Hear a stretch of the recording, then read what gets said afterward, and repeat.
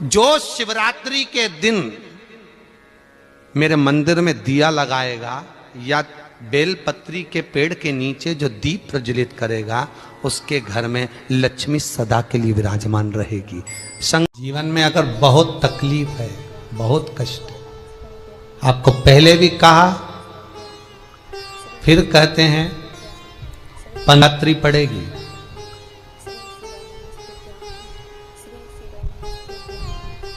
जो माघ महीने में शिवरात्रि पड़ती है उससे भी प्रबल शिवरात्रि। ये शिवरात्रि 19 वर्ष के 2 बार गैप करने के बाद 183 वर्ष के बाद आएगा और 183 वर्ष के बाद फिर इसमें की शिवरात्रि प्राप्त होगी। और 183 वर्ष किसने देखे? कौन ने देखे? और निवेदन करूंगा, अगर जिंदगी में थोड़ी सी तकलीफ है, दुख है, कष्ट है, परेशानी है, तो उस शिवरात्रि को हाथ से मत जाने दो।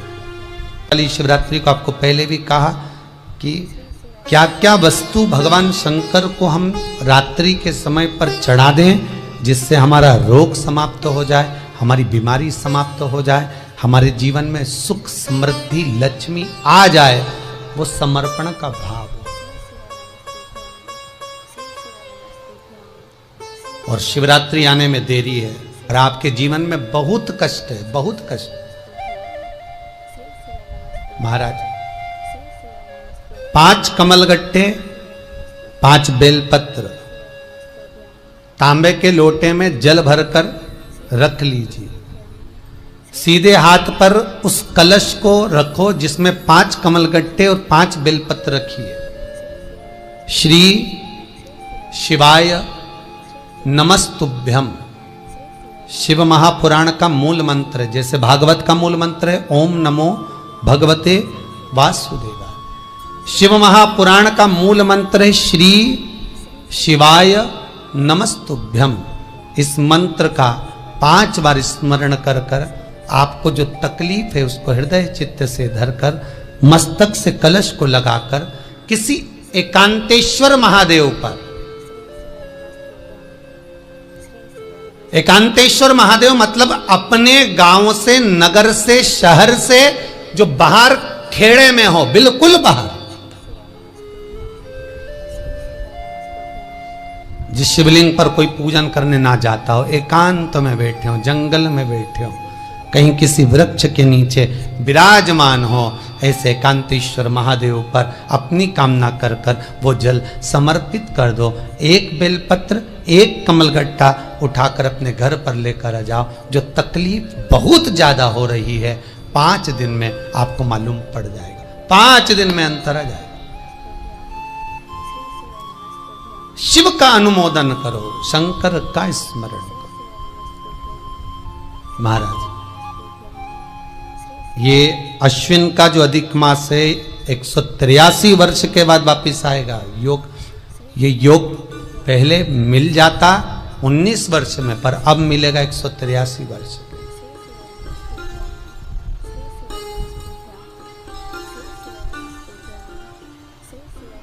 एक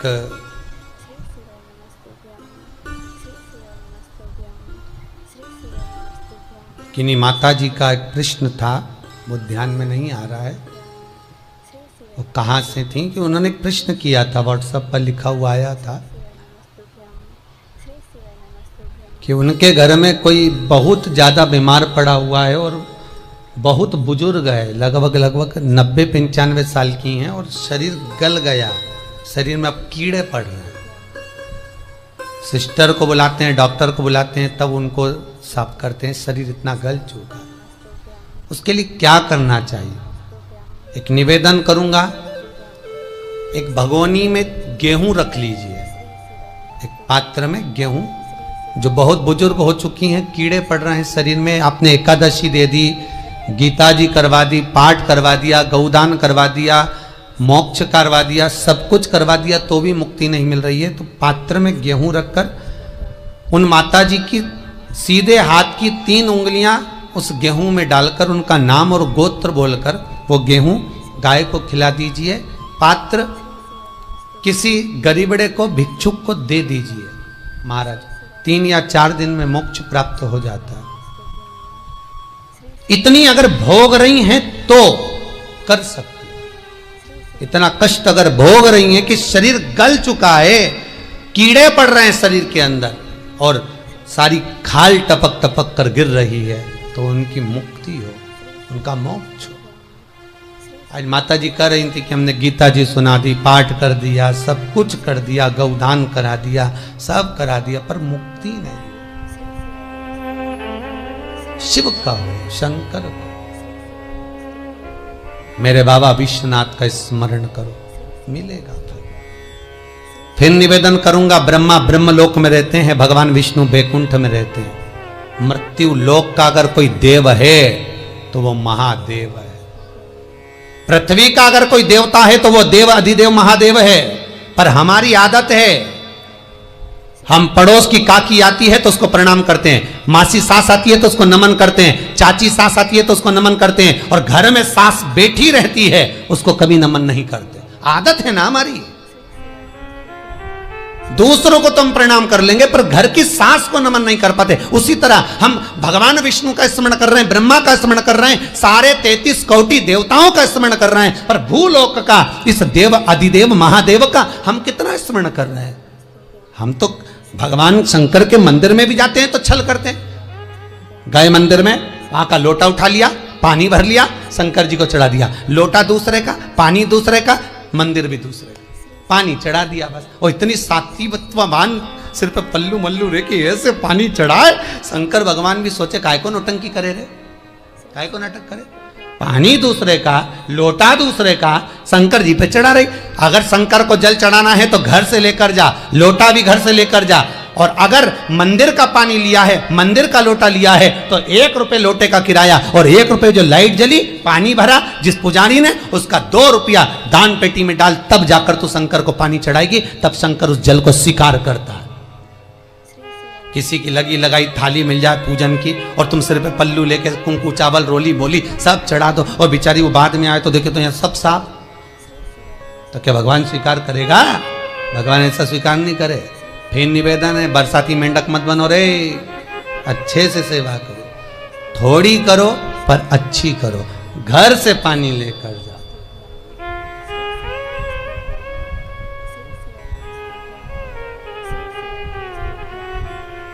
कल कोतवाली चौराहे से, हमारे सीहोर के कोतवाली चौराहे से कोई बहन जी आई थी 33 मालपुआ लेके। कहे गुरुजी संकल्प करा दो। हमने कहा पानी लाओ, तो क्या तुम्हारे यहाँ नहीं है? हमने कहा हमारे यहाँ तो कुआं है, लिया। चावल लाओ, तो क्या गुरुजी पूजन मंडप में होंगे ना चावल जरा सा। हमने कहा वापिस घर जाओ, निकलो। कितनी बार भागवत सुनी? राजा बलि के दरवाजे पर वामन भगवान खड़े हैं। राजा बलि वामन भगवान से कहता है, प्रभु आपके एक हाथ में छत्र है, दूसरे हाथ में कमंडल है। तो राजा बलि कहता है आपके कमंडल का जल दे दो, मैं संकल्प छोड़ देता हूं। वामन भगवान कहते हैं राजन, अगर मेरे कमंडल का जल लेकर तू संकल्प छोड़ेगा तो वो संकल्प मान्य नहीं होगा, तुझे स्वीकृत नहीं होगा। किसी की लगी लगाई थाली में से कुंकू चावल चढ़ा दोगे तो कुछ मिलना है क्या? अरे बोलो तो। विष्णु पुराण में तो यहां तक लिखा है कि किसी का लगा हुआ दिया, किसी का दिया मंदिर के अंदर रखा था, तुमने अपना डब्बा खोलकर बत्ती निकालकर उसके दिए में रखकर जला दी और सोच रही है कि मैंने खूब बड़ा काम कर दिया, तो उसका तो फल ही नहीं मिला। विष्णु पुराण कह रही है खुद का दिया, खुद की बाती, खुद का दीप अगर जलाती तो फल मिलता। किसी मंदिर में तुम रोज डब्बी लेकर जाओ, बत्ती लेकर जाओ, मना नहीं है, पर उस मंदिर में पहले से 5 दिए, 7 दिए, 11 दिए तुम रख कर आओ तो जलाओ। दूसरे के रखे हुए दिए में 50 बार बाती जला कर आना, उसका कोई फल नहीं मिलने वाला, उसका कोई फल नहीं है हमारा।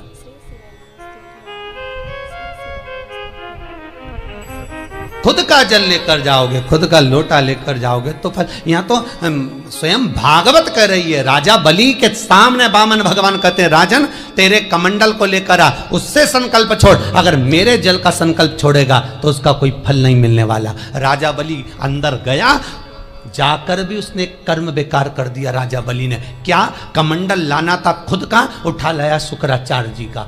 शुक्राचार्य जी का कमंडल उठाकर लाया, इसलिए शुक्राचार्य जी कमंडल के अंदर जाकर बैठ गए, एक आंख लगाकर देखते रहे। जल बाहर नहीं निकलने दिया शुक्राचार्य जी ने कि मेरे कमंडल का जल कैसे निकल जाए भला। फिर भी राजा नहीं माना, तब एक कुसा खींचकर उसकी टोंटी में दी तो शुक्राचार्य जी की आंख फूट गई। शुक्राचार्य जी ने कहा, राजा बलि तू जान नहीं पाया, मेरे कमंडल का जल लेकर गया और मेरी आंख फूटी है, मैं तुझे श्राप देता हूं कि तू सत्ता से विहीन हो जाएगा। राजा बलि की पूरी सत्ता चली गई,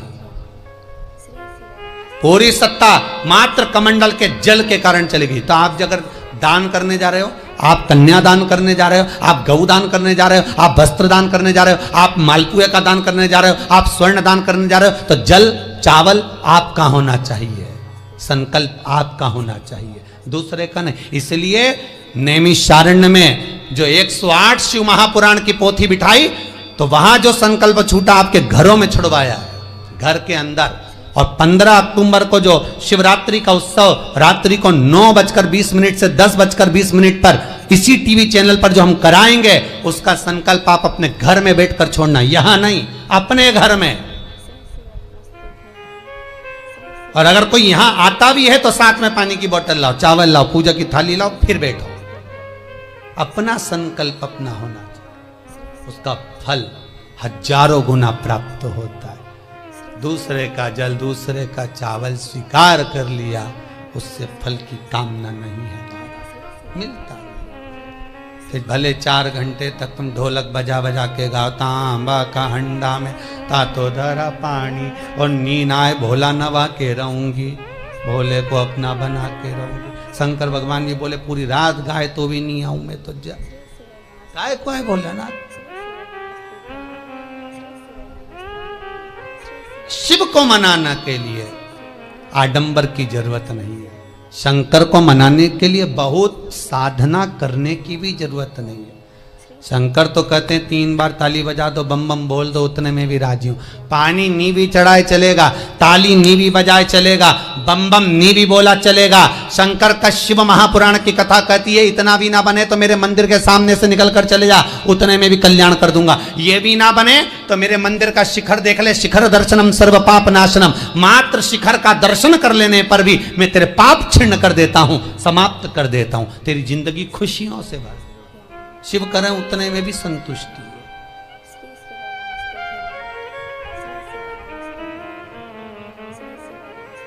उतने में भी संतुष्टि।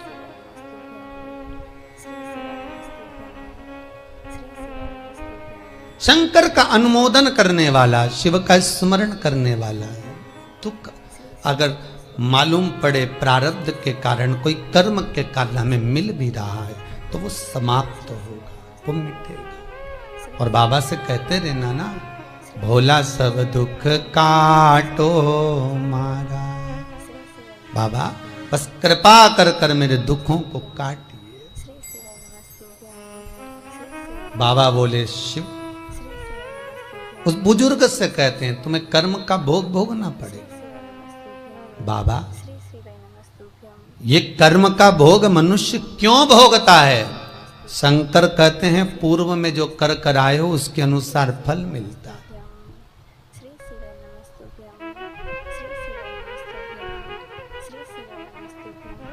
अभी 2 दिन पहले की कथा याद करो, कथा में कहा था खूब भगवान ने धन दे दिया, जिसके घर में 10-10 नौकर लगे और घर का मालिक इतना चड्डा पहनकर टी-शर्ट पहनकर कुत्ते को छी करा रहा है। कथा में कहा था कि नहीं कहा था? तो किसी ने प्रश्न किया था, गुरुदेव इनके घर में 10-10 नौकर लगे, इनके घर के बच्चों को तो नौकरानियां पाल रही, दासियां पाल रही, और सेठ जी अच्छा चड्डा पहन के टी-शर्ट पहन के कुत्ते को छी करा रहा। तो ये कहीं लिखा, अरे गरुड़ पुराण उठाकर देखो ना, ये भी कर्म का भोग है। कि तेरे घर में 10 नौकर काम कर रहे हैं और कुत्ते को छींची मॉर्निंग वॉक में तू करा रहा है। तुमने भी देखा होगा रे, जितने लोग टीवी पे कथा सुन रहे हैं, सही बताओ ईमानदारी से, अपनी अपनी स्वीकृति भेजना हो व्हाट्सएप पे जरूर। देखा होगा कि नहीं देखो, सुबह सुबह लोग कुत्ता इतनी शान से घुमाए, कुत्ता इनंग जाए तो वो इनंग, कुत्ता उधर जाए तो वो उधर। हमें ये समझ में नहीं आया कि ये कुत्ते को घुमा रहा है कि कुत्ता इसे घुमा रहा है।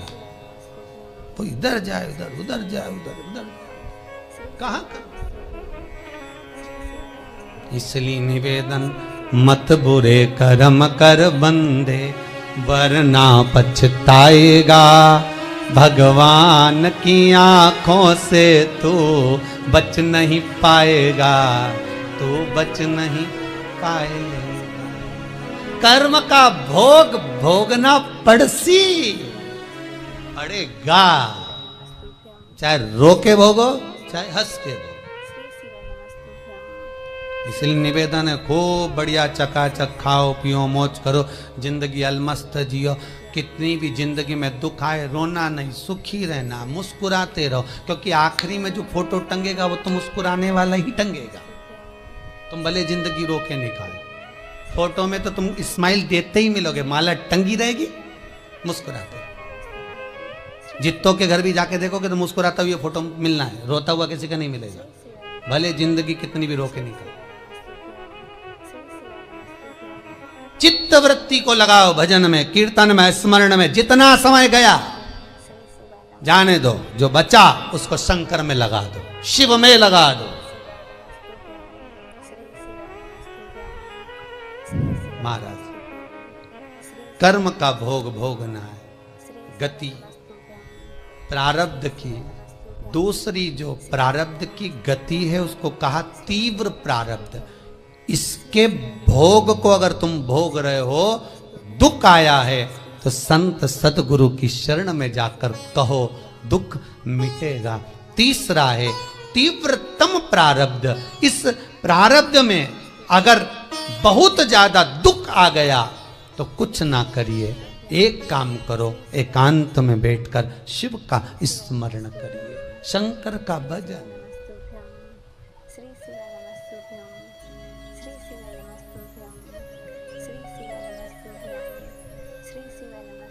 बटकेश्वर महादेव और पिपलेश्वर महादेव,